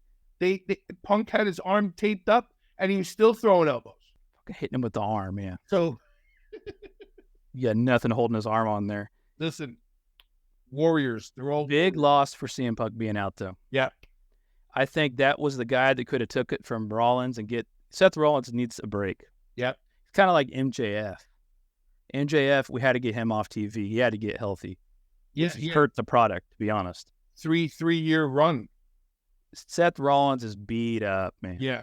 He's got to get that belt off of him. He's got to get healed up. And CM Punk would have been a really cool thing to do because I think it could have circled back in with McIntyre. Yeah. Afterwards. And they could have had a really great several-month program. It could end with Seth Rollins tying back in. Not going to happen. Now, CM Punk's out for, I'd say, at least 6 months. Yeah, but still to your scenario, though, there's still room for them to all three get entwined. I think CM Punk and Drew McIntyre will have their day, and I want to see it now. Yeah. Because it's not every day that somebody gets hurt, and Drew McIntyre didn't. I'm not saying he caused it to happen, but it's not every day you can actually capture every time, because people get hurt all the time in wrestling, that you can actually capture that magic of, I did that to you. Right. People say that all the time, and you're like, no, you didn't. But he made it work. How often, it's hard to make that. They do these fake injuries too, like Rey Mysterio's knees hurt really bad. They're going to act like he's going to get slammed into the steps onto him. That caused it. That didn't cause it. But McIntyre actually can say, I hurt you. Yeah, much like Nia Jax with the broken nose. Oh gosh, yeah. But they didn't capitalize off of it quite as good. Right. But yeah, we'll see. Interesting, man. I don't want to beat it down forever. We'll get into this more next week.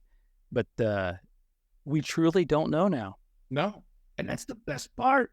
Yeah. That's what's got me engaged now. You have no idea where they're going to go. And are they going to screw me just when I think I got it figured out? You think Rhodes finishes the story? You said he was going to win last year, Bill. I told you not to. I told you last year that don't get too excited on that. And you said he's going to win. It has to be. You said that last year. Well, I'm saying I don't think. Here's what I'll say: if he doesn't do it, I don't see us talking about this next year. It's like it's a big thing. I agree with you. I'm just giving you a hard time. I think this is the time. But Seth sold me on Monday, and that's what the WWE is doing so well the past 6 months. Do you think they're doing it to selling you on it to swerve you, or legitimately have something in their back pocket? I think for the first time it's both. They're constantly. Here's the thing: they always say we give the WWE universe what they want, and now they can say, but we just didn't tell you how we're going to go about it, because now you've got people thinking of 2 and 3 and 4 different scenarios with each superstar. Where before you go, no, this is it. This is all it's going to be, and they keep. And every player's alive in the storyline, so it's interesting. We'll finish it up with, how did you like the ending of the Rumble? I always have a weird feeling if you're going to give guys a match there at the end. Gunther and Rhodes did a great job last year. Had to be 5 minutes at least, right? Those two went at? Yeah. The last two? Punk's hurt this year. They made it work. You got a couple different ways. These guys can really go at it, and you don't really know who's going to win, or you can do like you saw with Bayley. I'm going to capitalize on this moment, which you see all the time. How do you feel about those the finishes when you compare them to each other? I'm okay. I'm okay with it. Yeah, I'm okay with it. It wasn't a bad ending. I loved the get off shot of Roman just standing there. You liked how they're going to the press box and showing those two? Yeah, and that's why again, it felt like a more sportsy aspect. Yeah. And that's the thing, because you see the champion sitting up in his box or with, certain people, his manager and stuff like that. So that's what we got. I like the way they went off. I very big on UFC showing who's in the crowd. Now at WWE, they will bring people into they'll have a football player come in and they'll highlight them and all that. But UFC, between fights, constantly, they're showing, and that's where they do that weird air boxing. Yep. Everybody's going to airbox, Donald Trump's there. Everybody's there, dude. And it kind of felt like that, man. To your point earlier, I think it's going to come to a lot more of that. I think that's where they will definitely collaborate on the creative parts on those things. But all in all, I thought there was another good, I'm going to say pay-per-view, paid live event, whatever you want to call it. I thought all in all it was really good. And not to go down that rabbit hole, but I think Monday made Saturday better. Their follow-up was really strong to me. Yeah. They could have went out there and just thought, I don't know what we're going to do. Let's just throw crap at the wall and see if it sticks. Seems like they kind of did that, but it really stuck. Yeah. Because McIntyre made it work, to their credit. And Cody Rhodes and Rollins, there's they can go in a lot of different directions now, which I feel like is not always the case. Right. Historically speaking. But this last couple of years of WWE, man, it's been like that. They're on fire. This is another successful event, by the way. We won't go into the details of it, but in the limelight of what happened with Vince McMahon, the success of this pay-per-view, PLE, was very high. Let's do on this day in pro wrestling history and get you to bed, man. You look sleepy. What do you say? I say on this day in pro wrestling history. Let's start off with the 29th. So this was the Royal Rumble in 2006, American Airlines Arena in Miami. The Royal Rumble match itself was won by Rey Mysterio, who set the record for the longest time with 62 minutes. I think that record's been beat. Yeah. They like to tease that. But at this point in time, I think it was from Ric Flair, man. Was it? I don't know. The record before that may have been Ric Flair in the number where he won the title. He was in there forever. Maybe not, but anyways, this is when I felt like they really started teasing how long they've been in there. They hadn't done that in a while. Right. Until this one. See if I can find it here. Man, the Royal Rumble's still going. Well, this cannot be good. Mr. McMahon, Batman outfit, Shawn Michaels. What are you doing there? It's Shane McMahon. Yeah! Shane McMahon has eliminated Shawn Michaels. Comes for the clothesline. Rob Van Dam. And there goes Carlito. We are down to 4 men. Rob Van Dam, Triple H, Rey Mysterio, Randy Orton. Rob Van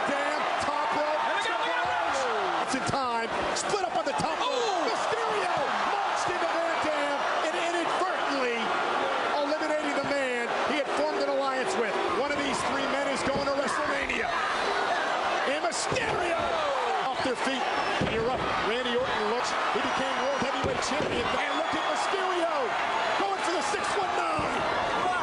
Watch out here. Here's the speed of quickness away. Mysterio. The head scissors. Oh, no. Here we go. No, you gotta be kidding me. Look at this. 619 connected. Ray and Triple H have been in it from the beginning. Entering at 1 and 2. Mysterio being eliminated. Parading around with Mysterio. And Ray. Ray hanging on to the top rope. Ray hanging on for dear life here. Whoa, whoa, whoa. Mysterio. He did it. He did it. Mysterio is going to WrestleMania. Rey Mysterio is the only guy that could. There'll never be another Rey Mysterio quite to that level. He actually believable, right? When he's running around, like they're like, "Where is he?" Like, Yeah. nobody else can pull that off, and you actually believe it. No. But when he ran around circles around Triple H and he's looking around for him, it was like believable, you know. Yeah. That was a big moment for him. Goes on, wins the World Heavyweight Championship. Yeah. It was cool, dude. So you had a few years there where you were seeing a lot of guys who had been grinding it out. We showed Benoit before. That was an example. Rey Mysterio fits in line a few years later here and gets his moment. Yeah. And wins in Mysterio fashion. The way he eliminated those guys. Like Ray transcended the WCW thing because a lot of the WCW guys were homegrown, and I personally feel the homegrown guys never had a chance. But Mysterio, he gets it. Yeah. And he can work with anybody, big, small, short, fat, anything. But he always made sure it was never about him, which made everybody want to make it about him.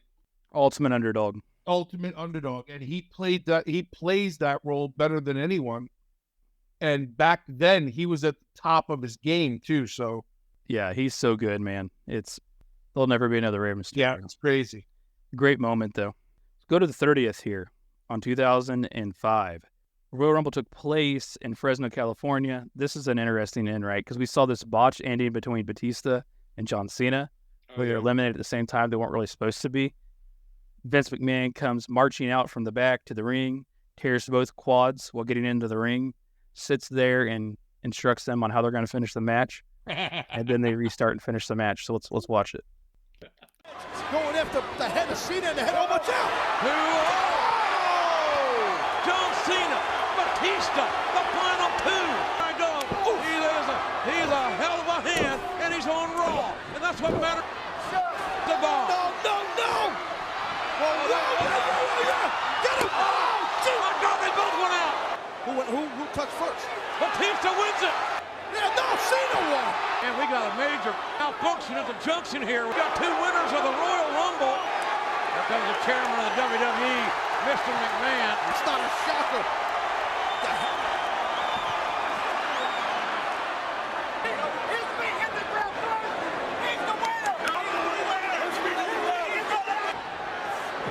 What the hell? Wait a minute. And Cena. Look, there you go, John. Follow. And Cena now going.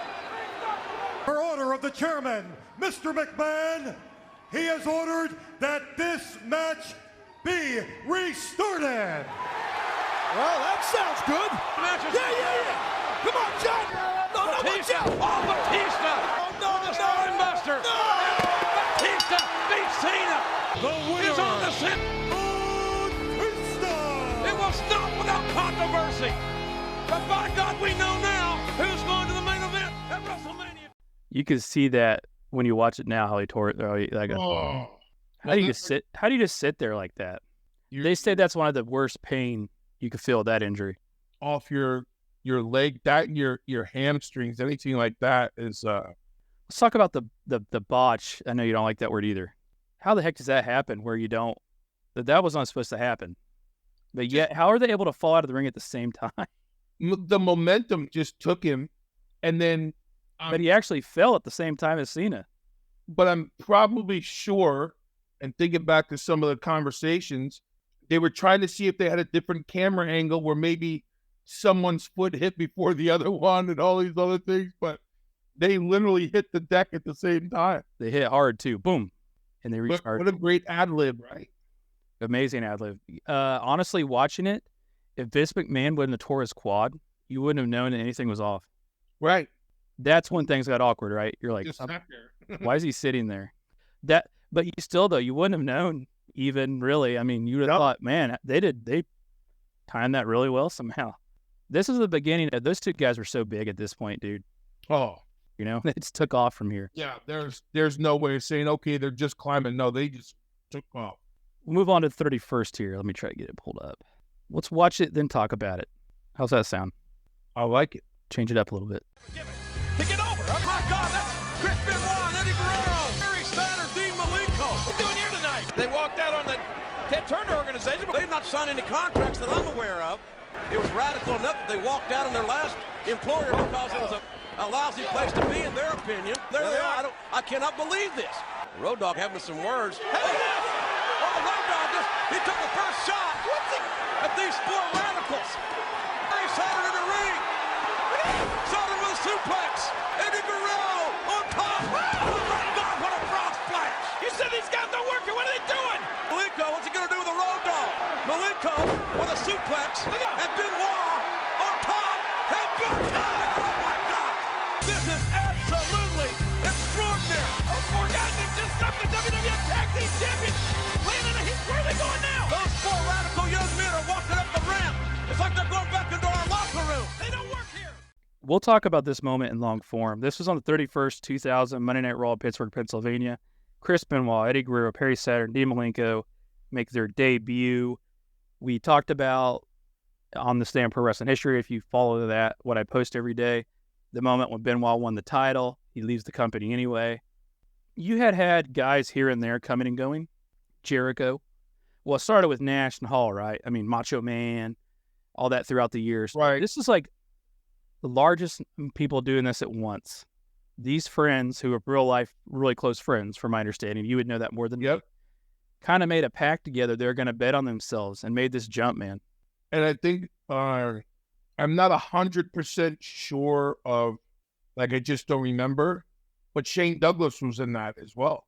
I've heard, yeah. Okay, so But something to wrestle with Bruce Pritchard. He's done a deep dive on this that has a lot of detail about getting these guys to come. And there was something like that going on, yes. But excuse me, my lifesaver. Some people didn't want Shane there. I don't remember the reasoning, but yeah, there was something with Shane where So when the four went, one was left miserable. But when those four went, we were watching so close. Hey, you'd worked with him. Well, traveled with them, Yeah. partied with them, lived with them on the You were still on the other side. So what were people saying about this back in WCW? So jacked, like the most ridiculous.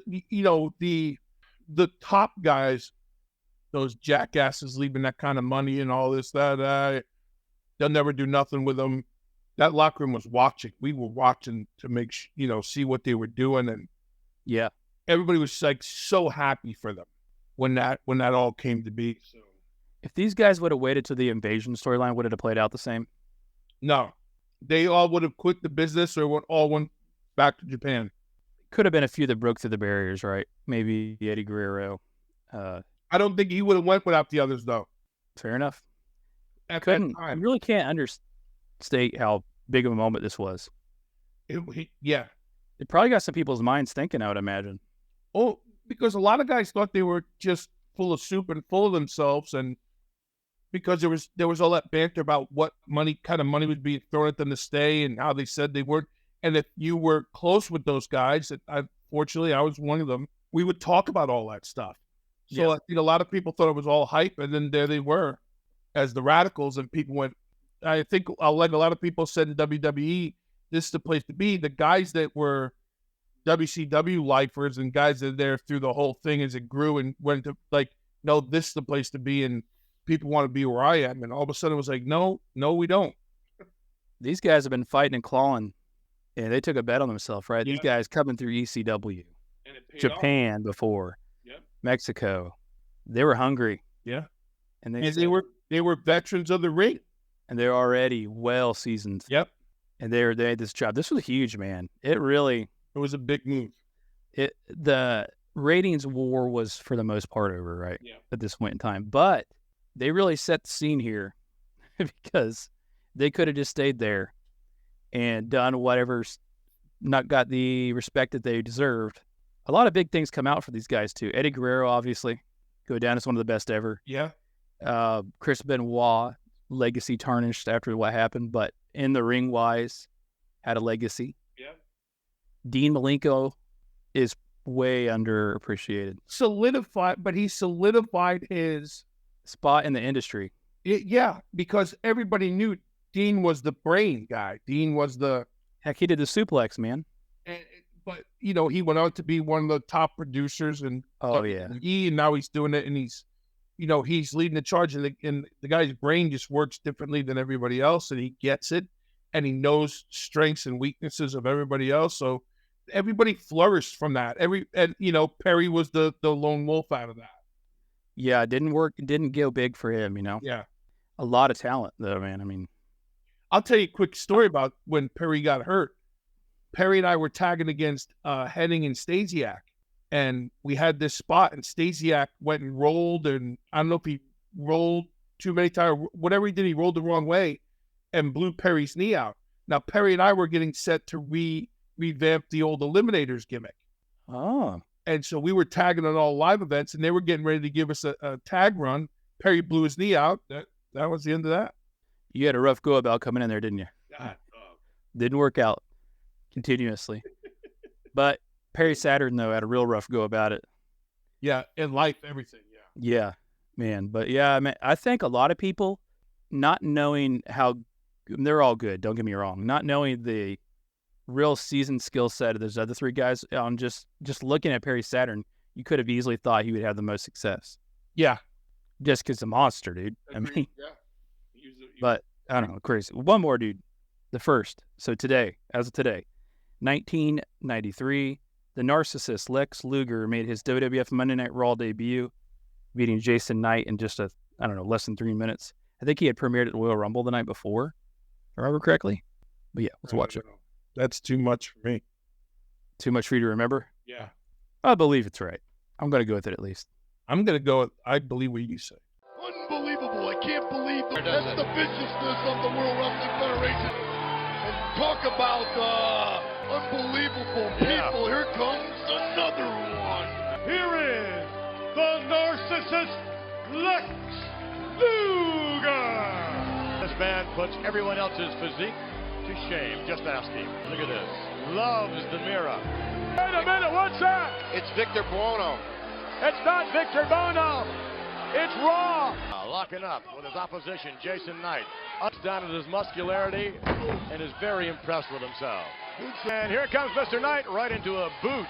And it's almost good night for Royal Rumble. And Mr. Heenan very high on the aspirations of Lex Luger. Really cool names, Bobby the Brain Heenan. Oh, look at that. Basically out on his feet. Oh, his pinky on the chest. That's arrogance for you. Look at that. That was a big signing for them. They really thought highly of that. Are you talking about that spot? Yeah. Yeah, it was rough. But Luger was never the most polished fella. Live TV is a son of a gun, even when it's taped. Yeah, really. Live, in front of an yeah. But they were really high on getting him in there, dude. They thought that was really big. Lex Luger did wherever he went. He was Lex Luger, man. Yeah. He had those years, like 10 years where he was Lex Luger. But they were really high up on this, getting him in there. It was a big get back in the day. It was, and I just don't think, looking at it now and getting to know Lex over the years, he didn't look really comfortable in there. No, he did not. Well, he never, unless he's wrestling Ric Flair, I don't know if he ever looked comfortable in there. Right. My opinion. But in that one there, and it goes back to what we were saying about Kevin Owens, and it's not a shot at Lex at all, but there's leaders in there that can, polish things up. But yeah, that's the first thing I noticed after all these years. Like, Lex didn't look comfortable in there. But yeah, they were this narcissist thing. They were high on it. They were high on Lex. I remember them trying to bring back this narcissist thing with Mark Jindrak early on when we came there. So it didn't work then either. So no, but this is the year that would follow this is some rough times in WWF.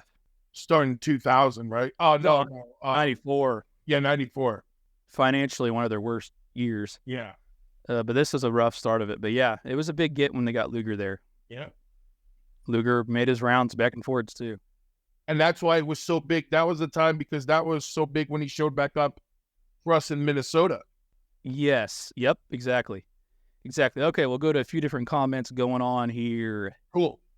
Noah is at work. He says he keeps forgetting when we go live at this time. Come on. You got to work, though. I understand. Chad Michael, how we look at the talent coming in together, Benoit, Eddie, and the year Cena, Orton, Batista. Have we had the next group of talent yet, you think, where we will look back at the future like we did with the Eddie group and then the Cena group? No. It's going to be hard to top that, ain't it? Gonna be hard. I'm trying to think. I'll throw out some comparisons. Let me know what you think. I think the Four Horsewomen were a group that came in around the same time that were big. Okay, I'll give you that one. But when I get past that, I could grasp at straws on some of this NXT stuff. But I think the point was they came in and stayed together, and then even when they branched off, they were still there. I think we had groupings of talent that came in together, but none of them are there. Yeah. So the impact wasn't. But the Four Horsewomen is a good comparison. It is. Yeah. But when you get outside of Dean Malenko and Perry Saturn and, what they actually accomplished in storylines after that was not as much. Right. But Benoit and then Eddie Guerrero exceed beyond all expectations of everything. Yeah. But, yeah, that's a really good question. I don't know if we'll get that. And the OVW group, I don't know if there'll ever be anything like that ever again. I don't think so. That was a Benjamin, Lesnar, Orton, Batista. Batista. I don't know how. Conway, Rico, Beth Phoenix, Jillian Hall was there. Jillian Hall, man, you're throwing out some stuff I haven't thought of. I haven't heard in a while. Yeah, that was such a good group, man. And they needed, and the main roster needed them. After this invasion thing fizzled out, after the NWO, I'm going to inject it with the zone poison, the NWO phased out. We really had a time there where you needed that next generation of people. And we saw it start to happen on that 2003 Royal Rumble, right? That's when those guys were all in on it and going. Yep. And it couldn't happen at a better time. Noah wants to know our thoughts on the Royal Rumble. Noah, brother. Noah, go to any of our social media pages. Go to it's actually live streaming on my YouTube, and you will hear all about it, man. Come on, just Noah. did that for 2 hours, brother. Catch up, Noah, before next week. Chad Michael has one more question, and this is one you'll like. Yeah. Chicken wings, flat or drums, and what's your favorite sauce? Drums, and blue cheese. Sauce? What is there like? Okay, so blue cheese you're gonna dip it in. What about sauce on it? Maybe on a good day, maybe teriyaki. Oh, I'm actually one of the very few people. Hey, Crowbar's saying, hey, Crowbar, we're about to go off, man. He's been on the podcast. Great guy. Good guy. My man. Chad Michael agrees with you, dude. He loves the teriyaki, dude. Chad Michael. I haven't met many people that like teriyaki. I do too. It's controversial. That's a controversial thing to say. People go with like the normal stuff, right? Like the Asian zing flavor or the buffalo. Right. You went with teriyaki. Man. Bill, man, we've gone 2 hours. It's time to close up shop. I'm tired. You got a big week ahead of you. Big presentation tomorrow. We got to let him get some sleep. So, Bill, man, it's been another fun episode. I can't wait to dive more into some of these storylines next week. Yeah, good stuff. I'm looking forward to it, and we'll catch up on this latest of this trip. You know me. Do what you say what you mean what you do. Just had 12 buff drums, and Crowbar's got it figured out. Oh, Noah's going to miss you. Well, Noah, man, there's so much content out there. You can watch it all, and it'll be like you never missed us. BillDeMott.com. Everybody listening, there's so much stuff there for you to check out. We've been going a year, man. We'll have to do something special for this in 2 weeks. So I'm going to wear a tie. You're going to wear a tie? Yeah. Be a big tie, dude. It probably won't be. It'll look like a bow tie when you're done. It'll look like I'm wearing a lanyard. It'll look like one of them little tiny skinny ones. Yeah. Oh, my gosh. All right. We're closing up shop. Until next time, keep being you and keep being great.